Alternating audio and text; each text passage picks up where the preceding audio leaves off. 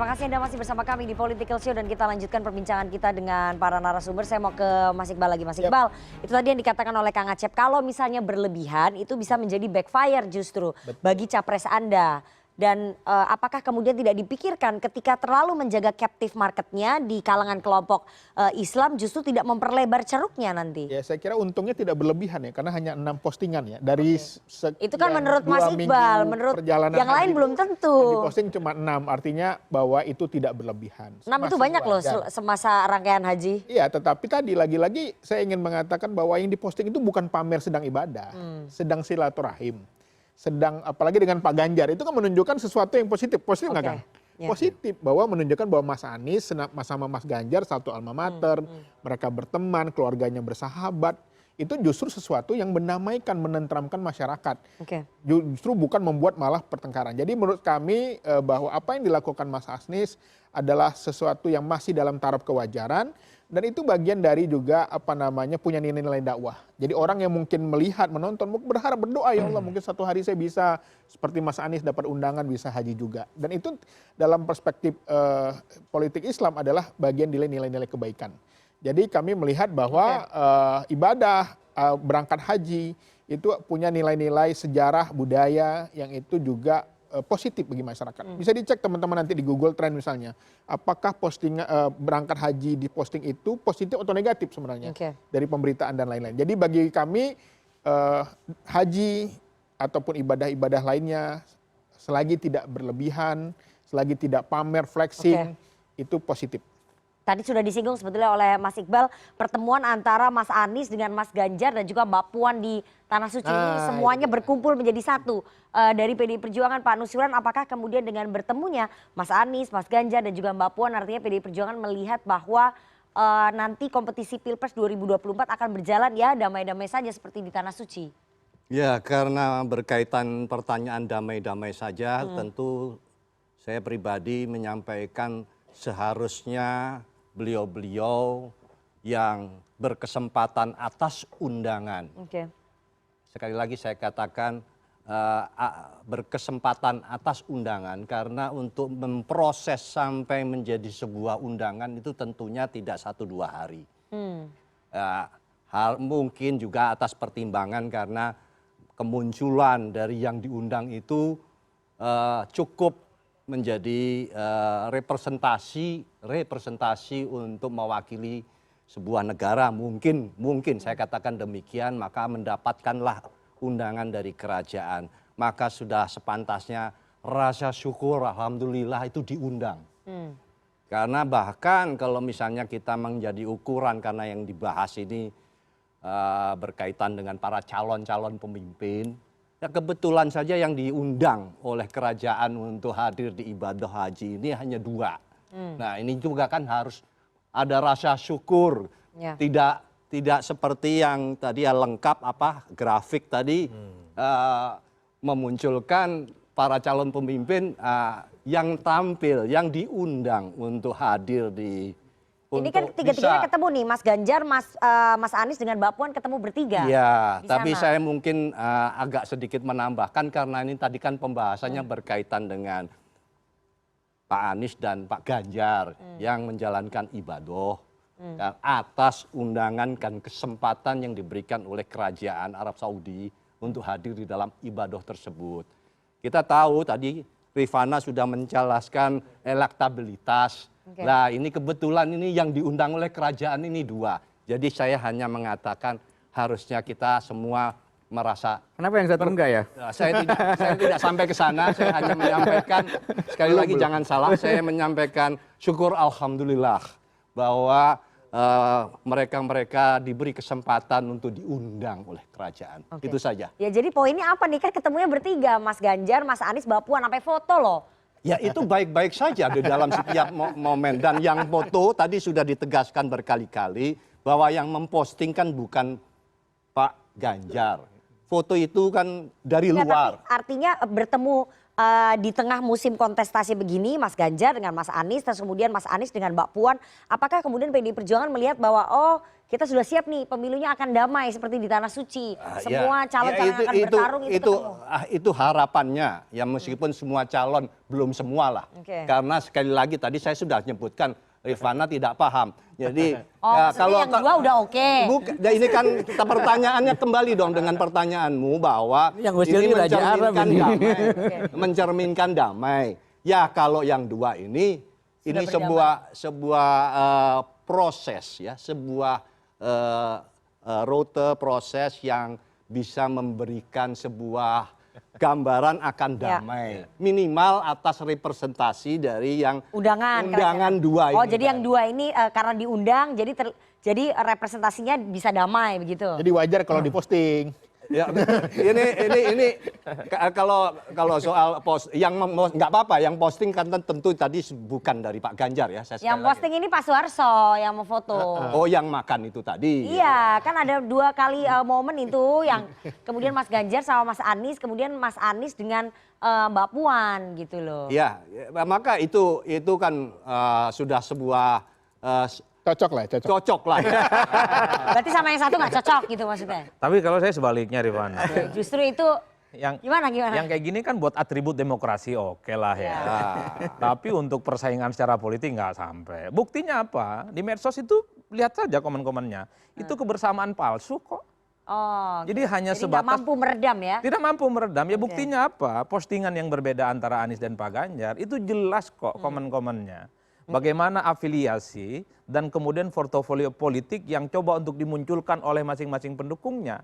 Jadi melihat capres itu bukan hanya capres sebagai aktor, tapi amplifikasi dari setiap calon. Kita cek satu persatu pendukung Anies.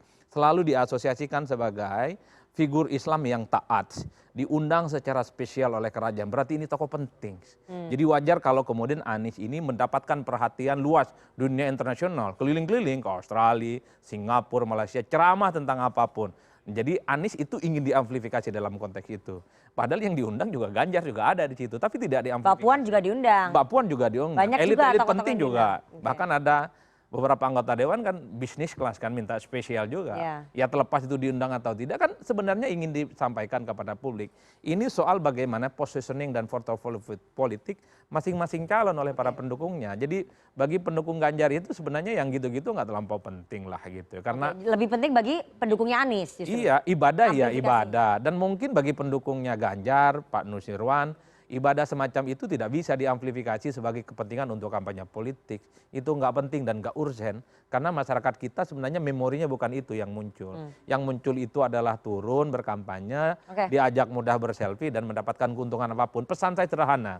Jadi siapapun yang beribadah entah itu umroh ataupun haji, kalau itu diniatkan ya untuk berkampanye, saya kira nggak mungkin efektif. Satu, di depan Tuhan Allah Subhanahu Wa Taala itu buruk, nggak dapat pahala. Yang kedua tidak mendapatkan insentif ya, dukungan apapun secara signifikan. Mas Iqbal, Anies dianggap mengamplifikasi undangan-undangan itu padahal pendukungnya. Ya itu kan persepsi. Ya itu tapi persepsi yang muncul dari akibat tindakan yang dilakukan oleh capres Anda. Tentu saja persepsi itu kan ada positif ada negatif. Komen-komen kan juga ada ribuan, nggak semuanya juga mengatakan ini flexing, ini pamer, tapi lagi-lagi ini punya nilai dakwah luar biasa. Bahwa kami sebagai PKS, sebagai Partai Islam merasa bangga bahwa orang yang kami usung ya dia seorang yang menjalankan ibadah dengan baik ya. Dia tidak pamer. Kami bangga juga nggak pamer. Kalau pamer tuh dia lagi ini lagi lempar batu nih, ambil jamarat nih, lagi lempar jumroh nih. Enggak, yang dia lakukan justru menunjukkan bahwa kehadirannya di Tanah Suci itu memberikan ketentraman, kedamaian, persahabatan, silaturahim. Dan itu nggak jarang akan terjadi ketika berada di Indonesia. Oke, tadi selain soal itu ya, tadi kan disinggung juga sama Mas Adi bahwa foto pertemuan antara Mas Ganjar dengan Mas Anies, kemudian Mbak Puan dengan Mas Anies itu ya kebersamaan palsu aja itu pada akhirnya. Ya, itulah persepsi ya. Kan memang jadi politisi ini berat, berbuat baik. Nyatanya begitu. Nyatanya apakah kemudian setelah pulang dari Tanah Suci akan damai seperti di Tanah Suci? Itu adalah upaya ya. Bagaimana? Karena gini, dalam politik juga memang kita serba salah sebagai politisi. Kita ibadah baik-baik, wah dibilang flexing. Nanti ada orang moto ini pasti strategi nih, kan gitu. Tetapi lagi kembali kepada niatnya. Kalau niatnya baik, lagi-lagi kami sebagai Partai Islam justru senang bagaimana nilai-nilai dakwah itu. Postingan terakhir Mas Anies tentang menjelaskan Gua Hiro itu luar biasa. Nggak mudah. Karena kadang-kadang masyarakat itu suka melihat siapa yang ngomong, bukan apa yang disampaikan. Karena ketika yang menjelaskan sejarah Gua Hiro itu adalah seorang Anies Baswedan yang followernya 5,9 juta, tentu saja penyampaian lebih efektif berbanding orang yang tidak dikenal. Jadi nilai-nilai dakwah ini luar biasa, apalagi di era digital. Kita nggak akan bisa lepas lah dari kehidupan video virtual, apalagi masyarakat kita sekarang suka sekali visual. Oke. Dia nggak suka dengan tulisan tapi gambaran.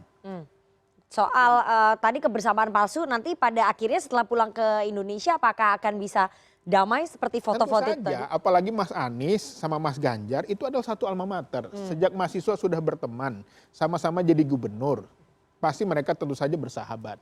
Tinggal lagi-lagi nanti silaturahim ini sepulang dari tanah air, ketika sudah menunaikan ibadah haji, tentunya akan semakin erat perhubungannya. Oke. Jadi nggak akan ada gesekan ya? Mbak Nana, citra itu bukan realitas ya. Kan cermin realitas dia. Kalau kita bercermin di atas cermin kaca, yang di dalam cermin kan bukan kita ya. Itu citra realitas. Jadi realitas citra ya. Jadi adem ayam itu menjadi adem ayam citra juga. Ya, jadi dalam realitasnya belum tentu juga, ya. Meskipun juga belum tentu palsu juga, ya. Kita kan tidak ini.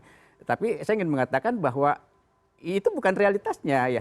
Itu soal pencitraan saja. Kemudian kalau kita kembalikan ke niat, kan menjadi susah kita mendeteksi niatnya, ya. Pesan niatannya, ya. Apakah kita tahu bahwa misalnya niat Mas Anies itu memang untuk pamer? Atau niat Mas Ganjar itu juga untuk beribadah, kan tidak tahu juga. Ya kan, problemnya kan begitu. Makanya saya katakan tadi bahkan ketika seseorang tidak hadir di dalam suatu kegiatan penting, itu bisa jadi pilihan citra. Kan gitu ya. Saya kira kita melihat itu.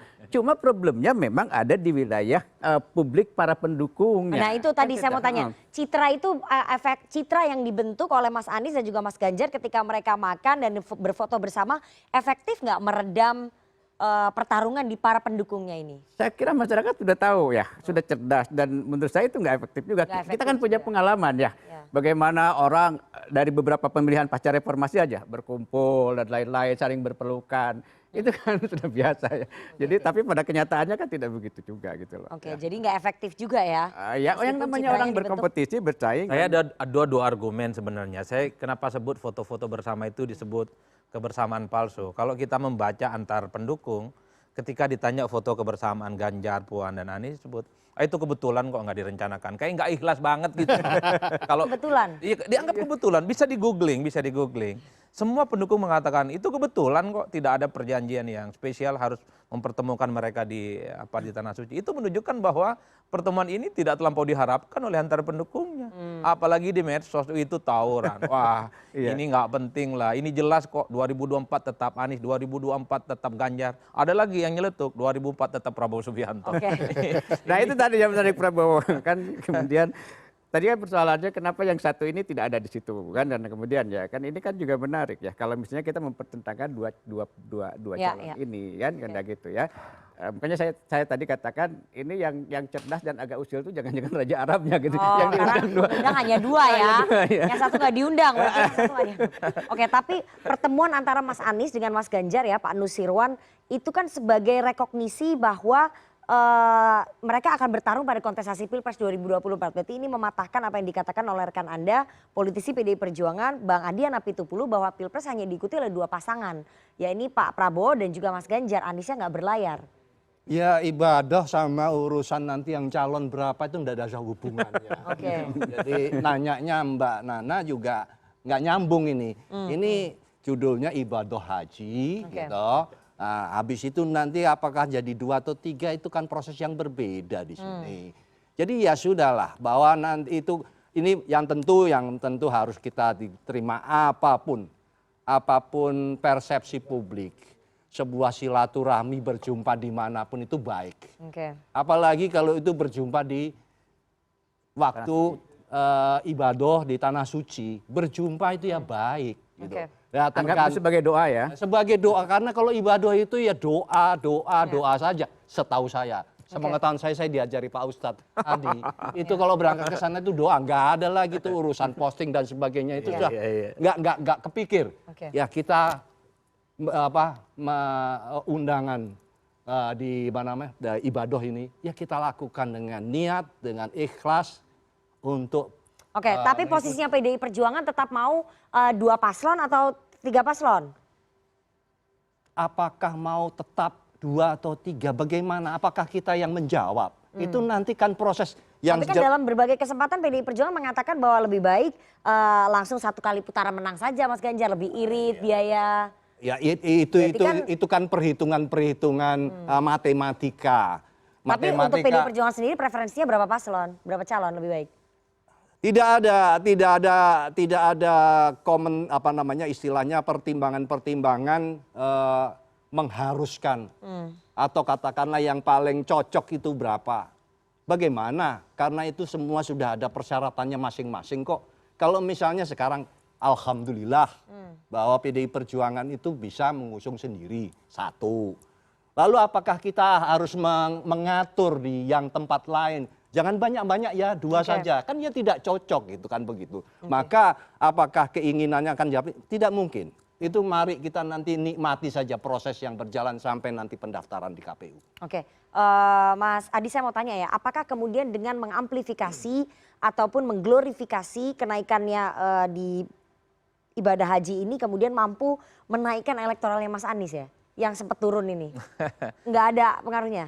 Saya tentu tidak mau berspekulasi, harus ada argumen-argumen yang saya kira terukur seperti survei Rifana. Mungkin setelah ini perlu kita lakukan survei apakah setelah naik haji Anies ini akan melejit secara signifikan ataupun tidak. Tapi kalau kita flashback soal preferensi pilihan politik orang, kenapa mau memilih calon presiden saat ini kalau disurvei, ya sederhana, orangnya merakyat, belusukan, kayak Jokowi lah, nggak jauh-jauh gitu ya. Baru setelah itu bicara tentang apa yang akan diperbuat untuk bangsa dan negara ini. Oleh karena itu saya konsisten dari awal. Kalau ibadah apapun, kebaikan apapun yang terkait dengan Tuhan Allah Subhanahu wa Ta'ala, itu diniatkan untuk mendapatkan insentif politik elektoral, itu nggak akan dapat untung apapun ya. Di depan Allah nggak oke, pahalanya tidak ada, di depan publik tidak mendapatkan dukungan secara signifikan. Antara ukhrawi dan duniawi itu adalah 2 hal yang berbeda bagi pemilih kita.